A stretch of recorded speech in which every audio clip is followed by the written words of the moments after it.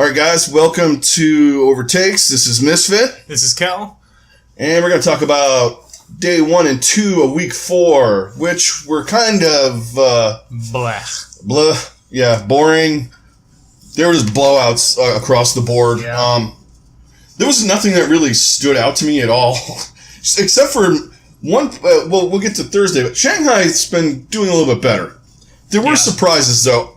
Philadelphia didn't show up on Wednesday. I was blown away that that the Valiant did what they did to Philly, especially with how Philly had been playing up to this point. I know, and Philly, we were both high on Philly too after last week. I mean, they kind of split, but you know they played better.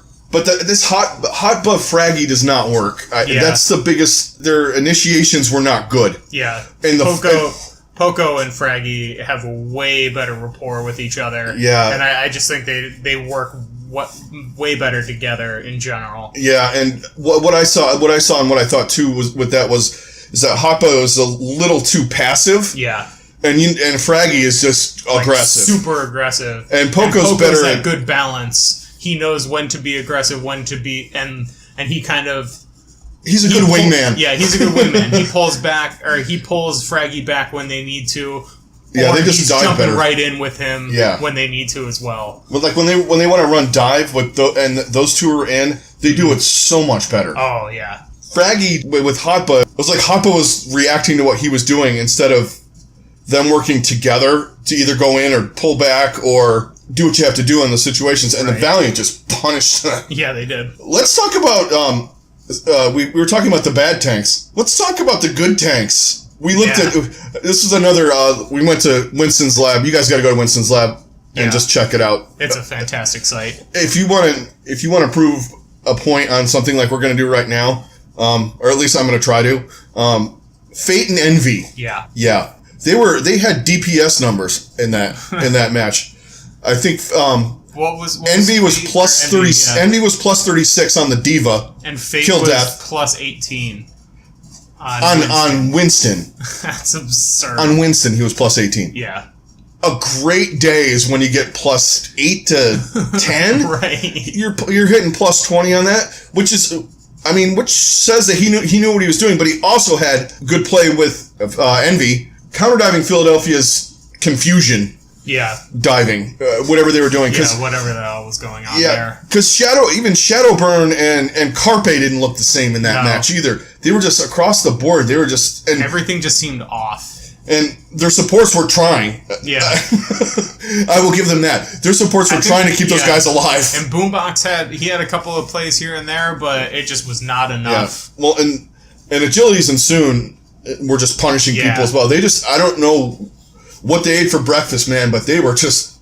They were wrecking them. Yeah, they just absolutely destroyed them. Yeah, that was a complete domination by LA in that game. That was a demonstration of when they have their shit together, what that team can do. Yeah, for sure. The next match, a mediocre team and a bad team at this point, Gladiators and Mayhem. Mayhem looked a little bit better, but you're playing the Gladiators who are not on much of a higher level. You know, they're in that middle of the pack where Florida right now is in the bottom kind of third. We had some good stuff from... Zupe looked really good I was going to say, Zupe looked a little bit better on Zen. Yeah. It's like they know that the end is near for the crap. Right.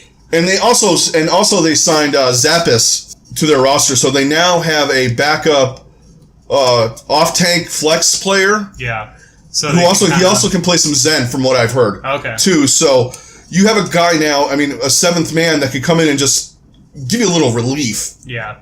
And I think that's exactly what they need. Because they just look tired. Yeah, they really do. And I think that tiredness just really shows in their... They're just not tight. Their coordination gets off. Coordination is really off. A knock, but it's not a knock against them. All of you guys play Overwatch. Right. When you hit that, like, you're playing on your third hour of the night and it's like 1:30 in the morning and you're just whipped, your mind is not working the same as it did on match one. And the other teams have guys that can come in, for a map here or there and someone gets a rest or whatever and, you kind of refresh and, get back together. But they're just grinding all day with the same 6 guys all the time. It's got to be bad. But that being said, LA they look decent. Yeah. Their supports do. Shaz was back to destroying people. Yeah, Shaz was doing Shaz things. I think Big Goose had some really good plays as Lucio. Yeah, and he got the chance to actually do that. And I think we're already starting to see everyone's kind of working other heroes in. Yeah, we're starting to see the teams kind of work the other especially the other supports in. Especially the teams that really have nothing at stake. Yeah. In this stage. Yeah. Your Florida's, the Gladiators, San Francisco, even Dallas, Shanghai. They're running a lot more Anna. Anna's and Lucio's. More Moira, more. They're trying to get in, and then I think what they'll do. I mean, they're gonna phase in Mercy because you can't not. Because she's still a good healer. I mean. Oh yeah, Mercy will hopefully become at least more situational. Yeah. Less so than she is now, where she's a must pick for every single map. And she's gonna be situational on your maps where you're gonna run Pharah, obviously. Right. I think there's gonna be a point in the early stages where you're going to see her in more than you probably wanted to. But as it moves on in the second stage, you get to week 2, 3, maybe you get in the middle of the... Well, especially once you start to get some of those guys that are godlike Annas and Lucios and stuff like that. Yeah. I think to counter those, we'll see more people switching off of Mercy. Yeah, and you're going to get some of these straight dive teams, like Florida, like Boston, even to the Valiant and the Fusion to an extent, that they're gonna do better than they did in the stage before because they don't have to play Mercy. Right. And San Francisco, for example, they hate playing Mercy. You can just tell. You can tell the teams that don't, and obviously they're the teams at the bottom because they. San Francisco, Gladiators, Florida, yeah, you can tell none of them want to. Philly to an extent, I think. But your top tier teams, they just make it work with whoever. Yeah. So they don't really care. And ironically enough, they have the best time. Yeah. I still want to see. I want to see freaking Ryujehong play in some Anna. Yeah, I know. I do too. I love his Zen, but my God, his Anna is just it's ridiculous. Insane. I cannot wait. But let's move on to Houston and San Francisco. Yeah. Boy, Jake and no Linkser. He was sick. There's some bug going around there. Yeah, there definitely is. Because last week there was a bunch of guys sick for Dallas, and I said that they were making excuses, but obviously there's people sick this week too. Yeah, I feel like there's definitely some kind of bug going around. They're probably all in the same building practicing and stuff. Yeah, they're all. You need to quarantine that fucking building. Right, no kidding. And it really didn't make that big of a difference playing San Francisco. No. I think it just highlighted. And it was more of San Francisco's weaknesses. Yeah. And they just looked, I don't know what. It was one of those matches where Baby Bay just got pounded. Oh, man. They just punished him. Muma and Coolmat. Coolmat had a kind of a iffy weekend, but Muma was on it. Jake was doing Jake things with Junkrat and Pharah, and Clockwork actually did good fill in. Raucus brought his game up too. I thought Raucus, I think, was probably the most improved player. He was good on 76 too. I was pretty impressed with that. Was good. His Zen was on point. I think he is the most improved player so far. One of them. There's one that I have, and we're going to get to that in a little bit. Yeah. As far as the rest of the match goes, they took a map, but it was. By that point, it was over. They got to do something. San Francisco's that team where Florida needs to do something, and they're kind of doing something. Mm-hmm. It's like San Francisco's waiting for these two guys to come in, kind of, and they have 9 Tracer players on their team, right? And they'll have including the two guys coming in, right? It's just they're not bad. It's just there's certain areas that they need to get a little together. They need to get more in sync, I guess. Yeah. Is what I'm trying to get at.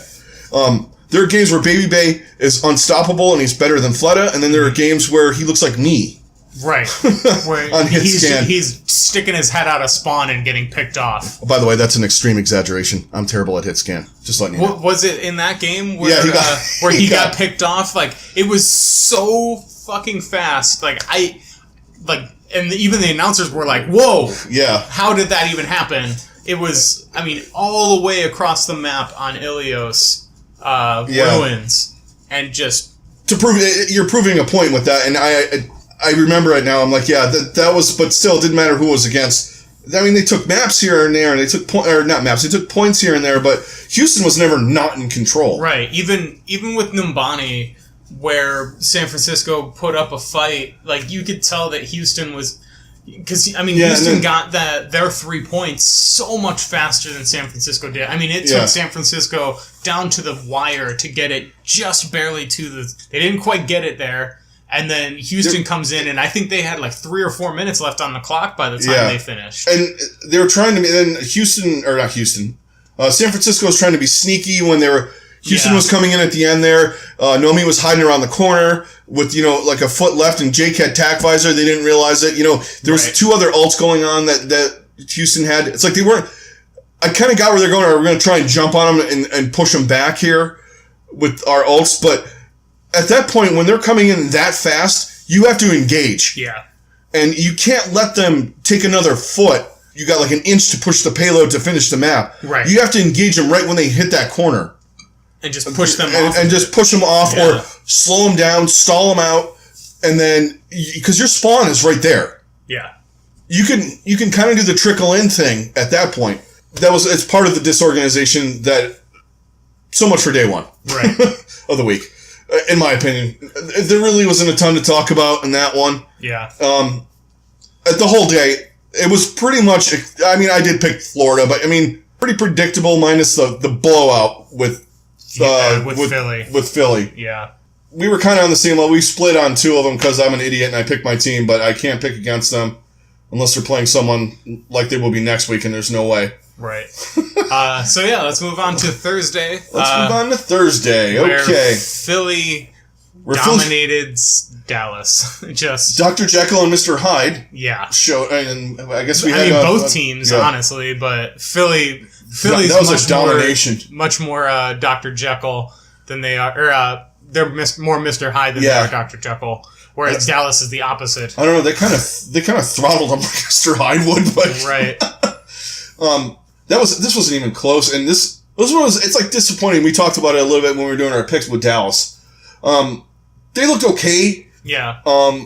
They got hard carried by Effect. Taimu played better. Mm-hmm. He was in the lineup, but they still there wasn't that synergy that they had last week. Yeah. When and I don't like saying because Taimu wasn't in there, but they just seemed to play better when Seagull was in there. Yeah. As a group.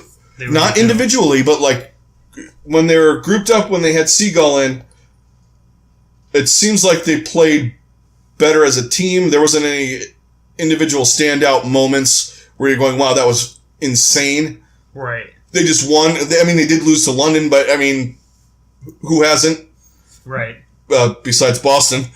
Yeah. But, Dallas just, they could not get anything going. Yeah. And they really didn't look like they had any cohesion until that last map, and by then it was too late. Yeah, exactly. And Effect was pretty much hard carrying again. Right. Actually, they did pretty well on Anubis. But they always do that on Anubis, though. Yeah. They have that back and forth, and they never win the map. No. Yeah, they do it on Anubis, and they do it on Horizon. Yeah. I don't know what it is. They're a little better on Anubis, though, than Horizon, in my opinion. Yes, they are, definitely. But, yeah, they always get that, like, especially when they attack first, they get that, they'll take that quick take, a minute and a half, 2 minutes time bank, but they just never finish it off. I feel like one of the biggest weaknesses that Dallas has is their supports are just really weak. Yeah. Chip Shahan they're okay. Okay, and then Harry Hook, I just don't think is as And he wasn't strong. In last week either. Yeah, he's just not a strong Zen. Like, he's not this meta Zen. Yeah, he is not. He's more of a defensive Zen than he is an offensive. Which we'll probably see more of in the next stage. Because most of the time you'll team up Zen and Anna. Yeah. Where your Anna is a little bit more offensive. Right. And you're basically Zen's in there to provide to hold a little extra healing and then transcendence. Right. You're not counting on him to Jonak everybody. Right. But in that meta, Jonak will thrive. Well, it doesn't matter. He's going to. He's just. I don't think we have to worry about that dude. No. But yeah, Dallas just looked rough again. Yeah. And I don't think they get it together. They're definitely obviously not going to get it together in this stage. I think in the next couple of stages. Next stage, hopefully we see kind of a turnaround, and we'll see them. Yeah, with AKM coming in. Yeah. Who knows what's going to... They have the XQC coming back. Yeah. We'll see how they get everything together. If they get everything together. I think they go 500 maybe. Yeah. But right now, they need to work on some stuff in the break. Yeah, they're really floundering right now. Yeah, and it's just like chaos. They play like chaos. Yeah. Yeah, they play like my teams on Quick Play. Yeah. Where they're just trickling in, people getting picked off when they're just stupidly out of position. Yeah, or they reset, and then someone gets picked. Yeah, then they have to reset again. Yeah. Or they just say fuck it and go in anyway, and it's like, no, it's not. They're disorganized. They need to, and their coach isn't bad. Right. Somehow he managed to get this mess a little bit together, playing better than they were at the beginning of the season. Yeah. I think that has to do with one thing, but we're not. Well, I mean, we'll see what happens. There's only so much you can do with this team right now. We'll see what happens with that one thing. Yeah. When that one thing comes back. Yeah. Kidding. Obviously, we're not fans. Okay. Philadelphia did what they should have done to the Valiant. Well, at least they played better than they did against the Valiant. Definitely. And they took care of... Even still. And it's not like I'm a hater. They were lucky to get those. I feel like I sound like a hater, but I'm not. Right. Like, I really want Dallas I want them to be good because their players are great. Yeah. I want every team to be at least... So the matches are good. Not like this week. Right. Where we had one good match out of, 12. I mean, it was probably the best match that we've had yet, but... Yeah. That's beside the point. We'll get to that in the next episode. Yeah. But let's move on to New York versus Shanghai. Yeah. What a surprise. New York curb stomped them. Yeah. But Shanghai is... I'll tell you what. Undead is hard fucking carrying this team to whatever points they get. Yeah. Period. If they get points, it's because of Undead. For sure. He is... If he was on a different team, that's all they would be talking about is this kid. I'm telling you, he is... Watching him play, he was like playing McCree on the level of like those guys like Pine and Taimu and Effect and he can play McCree like those guys, but he can play also Widow good too. He can play a really good Widow. He plays an excellent Pharaoh when he needs to. Yeah, exactly. He's really versatile. I'd put him up there with some of those top guys, but just the rest of the guys around him are just not up to par yet. We talked about this a little bit last week. They're by far the team you're seeing the improvement the most. Yes. They're not coming close to beating New York, but how many teams have? Only the top tier teams have even come close or have actually taken them out. Yeah. I mean, they 4-0'd pretty much everybody except for when they lost to Philly and when they played Seoul. When they played Seoul, yeah. Yeah. I mean, and that is... I mean, what else are you going to say about them? Right. And they had Pine playing a lot of the match. Yeah, looked good on Tracer. Yeah, that was a vast improvement over huge improvement. And I don't think it had anything to do with Shanghai either. Like, no. I mean, maybe to a small certain percentage. He was just being smarter about when he was going in. He was being his aggressive. There was a couple of times there was points where he was really doing.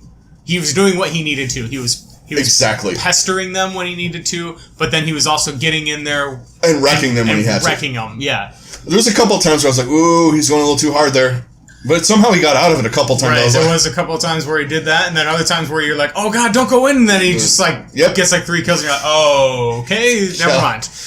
You know what you're doing." And they did what New York does. Yeah. I mean, that seems to be a phrase we have used a lot today, but no kidding. They did what they should do. Jonak and Ark were, I think they're the best support team in the league. In all the league, for sure. But maybe Toby, Ryujehong, maybe. Maybe. But even then, is it Toby and Jaehong who have the most damage boost from Ark to Jaehong, or is it? No, it's Ark to Jonak. Ark to Jonak. That is right. Yeah. Yeah. But with a guy with aim like that, why wouldn't you? Right, why wouldn't you boost him? Yeah, it's ridiculous. I mean, then there's just it's just an easy pick. just the chemistry that those two have with each other is unparalleled. I don't think there's a single other support team that knows, has that synergy that those two do. With exception of maybe Seoul.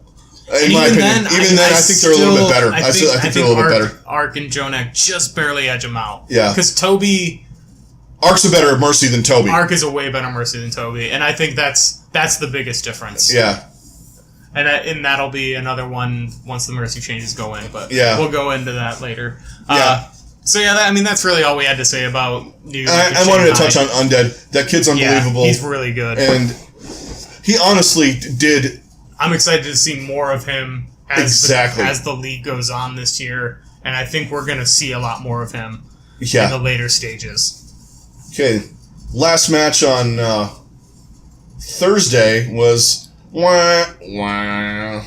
Sorry. We touched on it just a little bit in our review, or our previews of day 3 and 4 last week, but...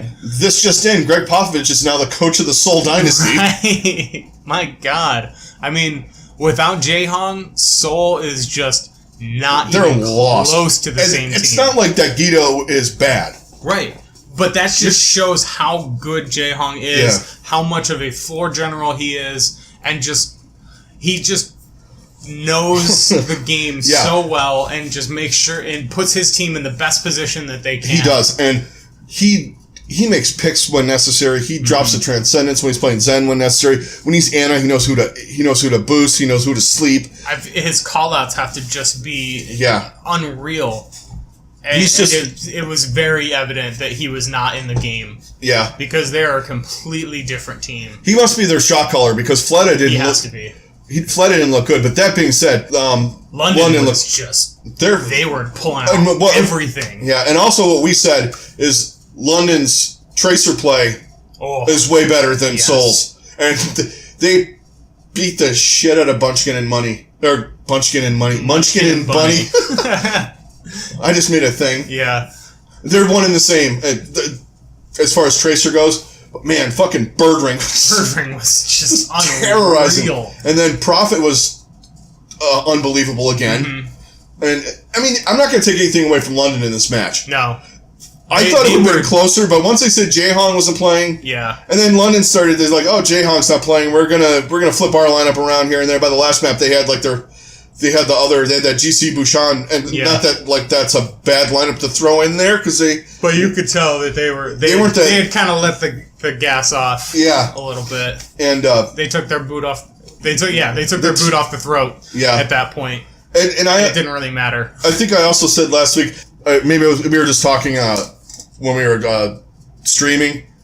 Seoul had that Belichick kind of, we're going to play you later, so we're not going to show our hand and what we can do vibe. So we're going to put in Guido and we're going to put in a couple of other guys. And I'm wondering if that's going to come back to really hurt London. Yeah. They're going to give them a false sense of confidence. Yeah, it could. Because they're cocky guys, man. Right. London is really... they pulled out all the stops. They were just curb stomping Seoul. So I think Seoul is going to see that, and they're going to be watching film of this game for sure. And I know they're going to be watching to see what London does, how they're diving, where they went wrong. Right. And then kind of seeing like, okay, when we have our best lineup in, how are we going to counter this, and this? Because very likely these two teams meet at the end of next Saturday. But anyway, this was not a preview that everybody wanted. But I didn't think that London was going to crack them that bad. Even without Ryujehong in there, I thought it still would have been close. So I got to give props to London for beating them up. But I still got... But this is the game to go back to. If Seoul comes out swinging next time they play each other, this is the game to look at and see where London showed all their hand. Yeah, and Seoul pretty much... Didn't show that they anything. The only thing that, like I think we said, London does have depth. That's all that this compared to Seoul. Sure. So, London has depth. Probably might be unparalleled. Probably the only other team that might come close is New York. New York, New York's got some pretty good depth. But I don't think. Yeah, I don't think. Well, and Houston actually proved that they have some depth too. Yeah, they really do. That is it for day 1 and 2 of week 4.